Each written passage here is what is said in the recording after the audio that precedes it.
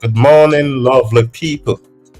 Today we'll be talking on building your board's capacity through strategic planning.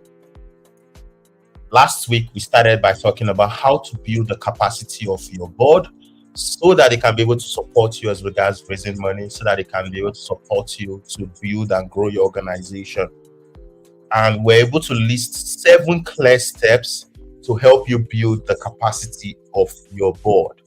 The first step we talked about is board assessment, where you get to assess each individual board member and also assess the entire board as a whole so that you can identify where the gaps are, where your present board members are, and how you can guide them moving forward.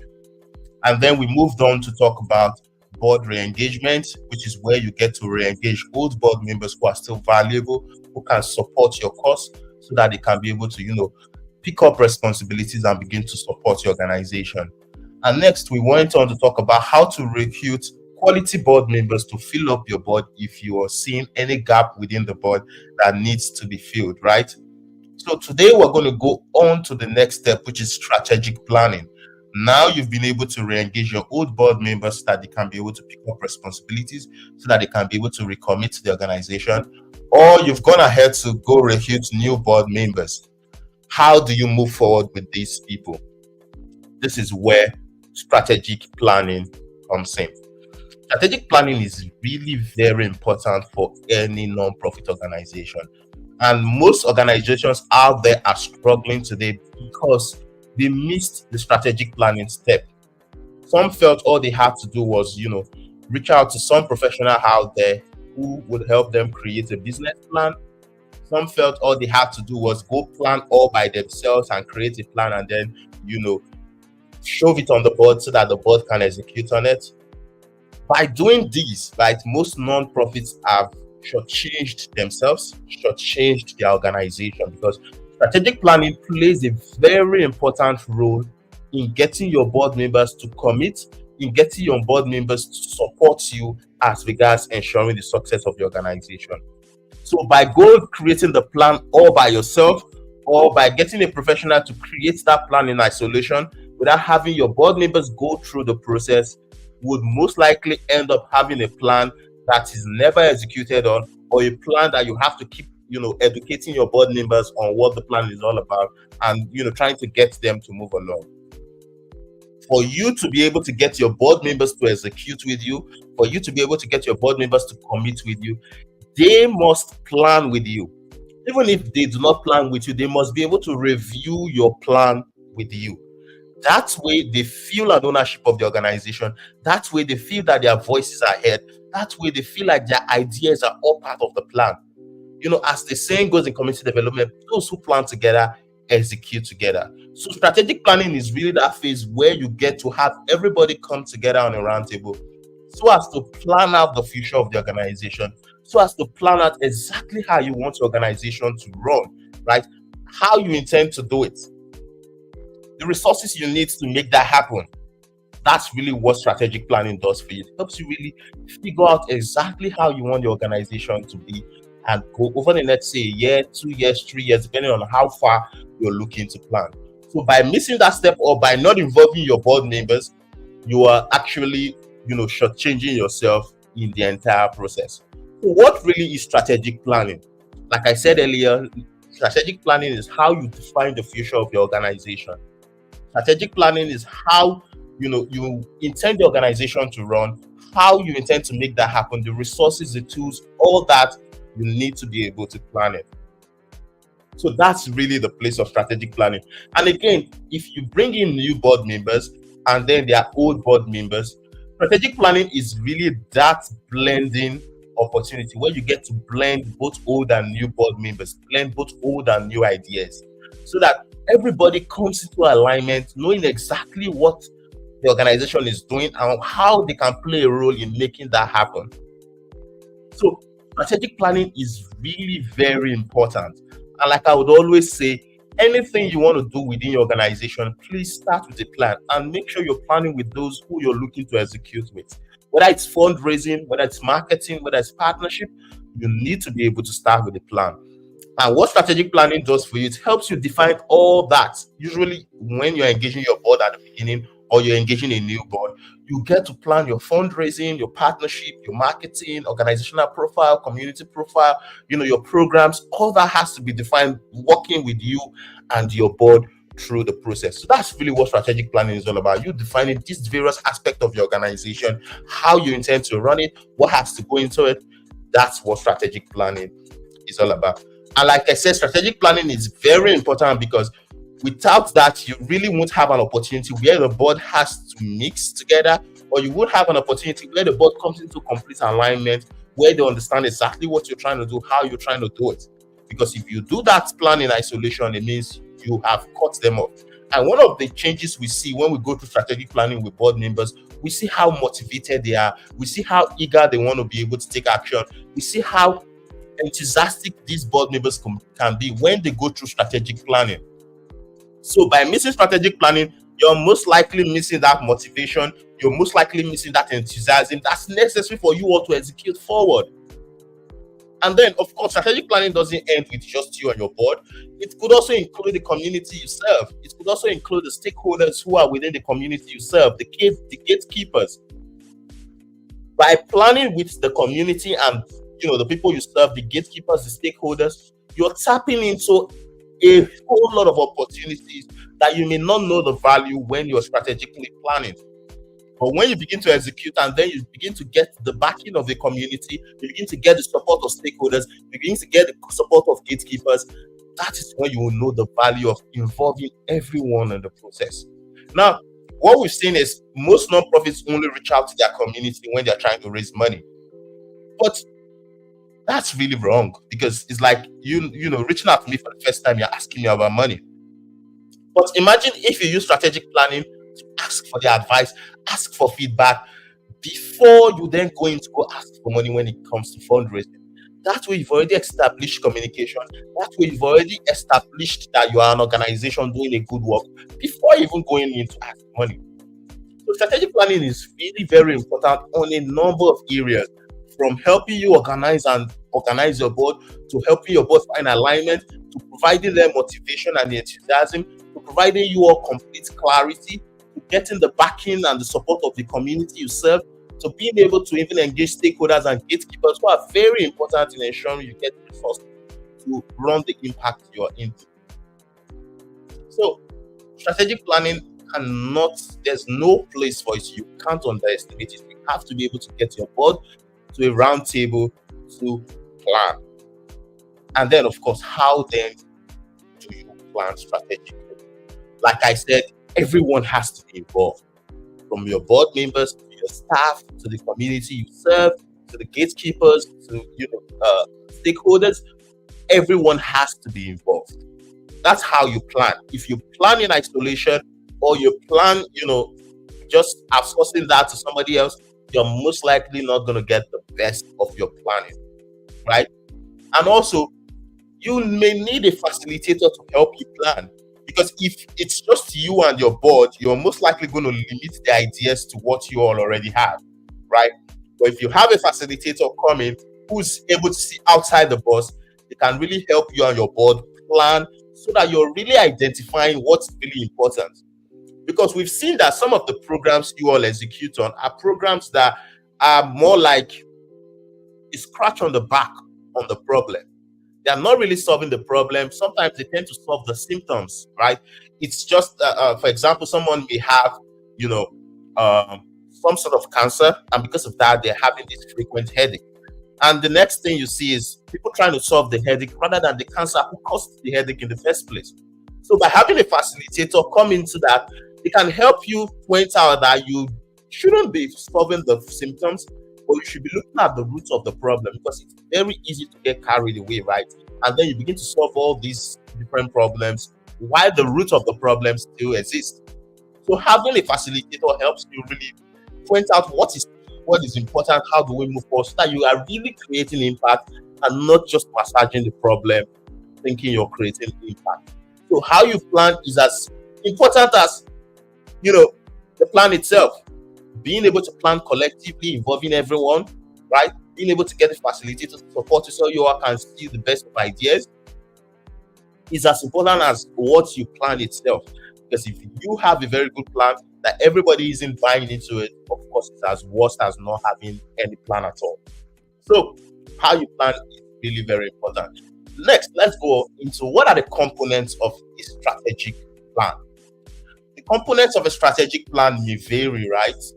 Different people with different formats on how to write their plan or how to create their plan. But we've been able to itemize 11 key aspects of your plan you must focus on if you want to get the best of your planning session. So I'm going to list out these 11 key items that are usually in every plans that we create. Usually, the strategic plan starts with what we call the letter from the president or the founder. This is really to introduce them to the plan, include a call to action, help them have an overall view of what your vision is as a president. We like to have this letter in so that it speaks on a very personal note to the readers, right? Once you pass the letter from the president, of course, the beginning are usually the things you should create last. So the letter from the president, the next, which is the executive summary, these are things that you should create after creating your plan. But I'm just trying to give you the sequence of what a strategic plan should look like. So the letter for the president, which is a personalized note, inviting others to read the plan and to support the organization. The next is the executive summary. The executive summary is, of course, as the name implies, it's the summary of the entire plan. But it has to be written very systematically to show like it is the summary of the entire plan. That also has to come last after writing the entire plan. The first one, the third aspect of the strategic plan is the organizational profile. This is where you get to define the vision, the mission, the goals, the objectives, the core values and ethics of the organization. You need to be able to define these out, and then you all board members have to be able to, brainstorm around it, share ideas so that your purpose statement, your vision statement are really very solid. Your mission statement is well encompassing. The goals are all well captured in, objectives are well defined. All board members, other aspects or other people within the organization have to be a part of that, so that you all can define what your organizational profile is really going to be. What are you putting out there to show the world that this is who we are? From your vision to your mission, to your goals, to your objectives, to your core values, right? Once you're done with the organizational profile, the next is the community profile. The community profile is really a definition of the people you're looking to serve. What are their needs? What are their problems? What are the challenges? How is the challenges affecting them, right? You need to be able to clearly describe this so that whoever is reading can exactly picture what the need is, what the problem is within the community you're looking to serve. Now, once you're done with a community profile, of course, we go into the programs, because the programs are like the solution to the community profile, which is the need of the community. So the programs, you get to list out all the programs you're executing on. If you have 5 programs within your organization, you have to list them out. If you have events, you have to list them out. If you have activities, you have to list all that out. So this will give you an opportunity to list what programs are we executing, describe the program, what is the impact, the timeline of executing the program, the cost of executing each program, the people needed to execute each program, the impact strategy of each program.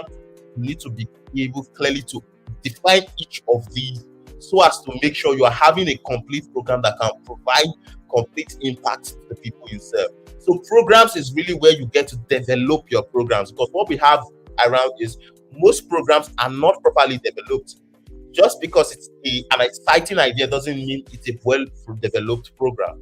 If you have a good idea, you have to develop that into a program that really meets the need of the people you're looking to serve. Not just scratch the back, not just attend to the symptoms, but the root of the problem being solved. So your programs have to be well developed, each one of them, so that they are solving, or they are getting the person to a very close point where at least they are going to get the support to move forward. So that's really where the programs come in. Developing and defining all your programs, their timeline, describing the impact strategy, the budget, the people, the process, all has to be defined for each of the programs. So once you're done with the programs, the next step is what we call the human resource. Now, the human resource is where the people who are within the organization fall into. So if you have a board of directors, they are within the human resource. If you have an advisory board, they are within the human resource. if you have an executive management team that within the human resource, you have, your officers and staff, they are within the human resource. Your volunteers are within the human resource. If you're building a board for each of your projects, they are within the human resource. So you need to be able to list out all the people that are needed to run and manage your organization to the detail. You have to also be able to define, if you're paying them, what's the salary going to look like? What is the timeline of their employment? What is the timeline of their pay? All that has to be defined under the human resource so that you are capturing the people you need throughout the entire process. Once you're done with the human resource, the next step is where we move on to the marketing.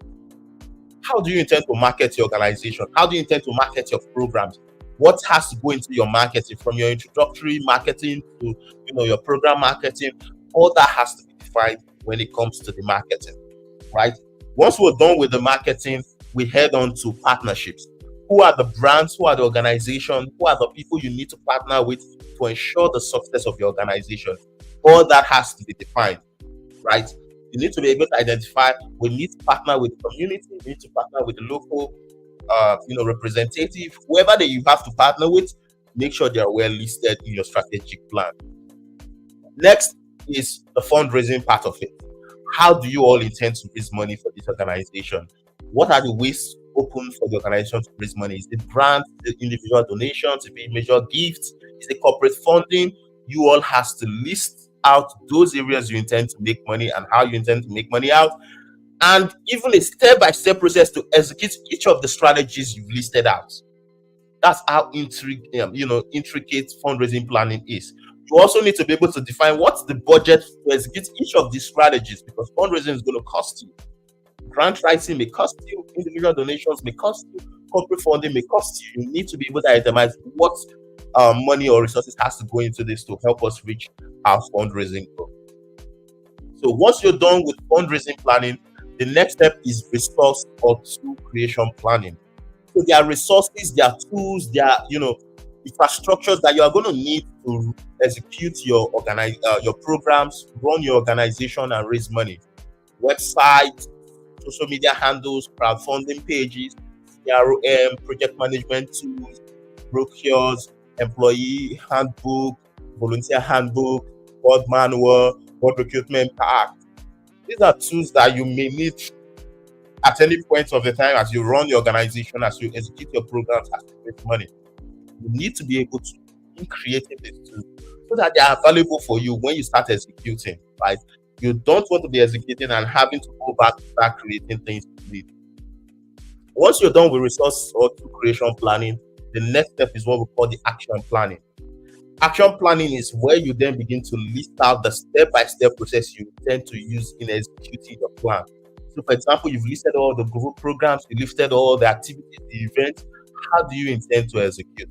Some people may start by, if it's a new organization, some may start with an introductory letter or messaging to people around the community to say, we are new non-profits are in town and we're working within the space.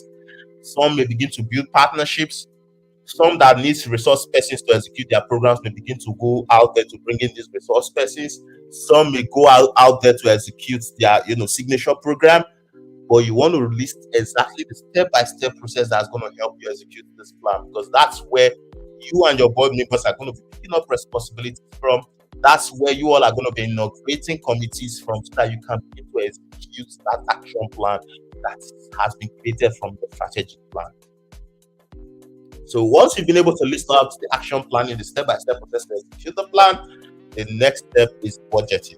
Budgeting is now where you capture all the expenses in at the end of the day. So all the expenses for your programs, you have to capture them in. The expenses for bringing in human resource and getting them engaged, you have to capture them in. The expenses for fundraising, expenses for marketing, expenses for partnership, expenses for creating the tools, infrastructures, and resources you need to execute. All that has to be captured into your budget at the end of the day. So you see, these are the 11 key components of a strategic plan. You found the letter from the president, the executive summary, organizational profiling, community profiling, program development, human resource development, right? Marketing, fund partnerships, fundraising, action planning, and of course, budgeting. 11 key components of a strategic plan. If you have not created a strategic plan, of course, we help with facilitating the process. Reach out to us, we'll be happy to help you. But if you haven't created a strategic plan, please go create it and work with your board members, your community to execute or to create and execute that plan. Creating the plan all by yourself in isolation would do you no good. Getting somebody to create a plan in isolation would do you no good. What will do you good is bringing your board together in a round table and then clearly defining these 11 components that we have talked about. Have a solid plan. You can begin to put out there to raise money, put out there to attract support for your non-profit organization. Strategic planning is key if you want to be successful. And I look forward to seeing you having your plan and your organization in the right place at the right time. See you here from me again. Bye bye.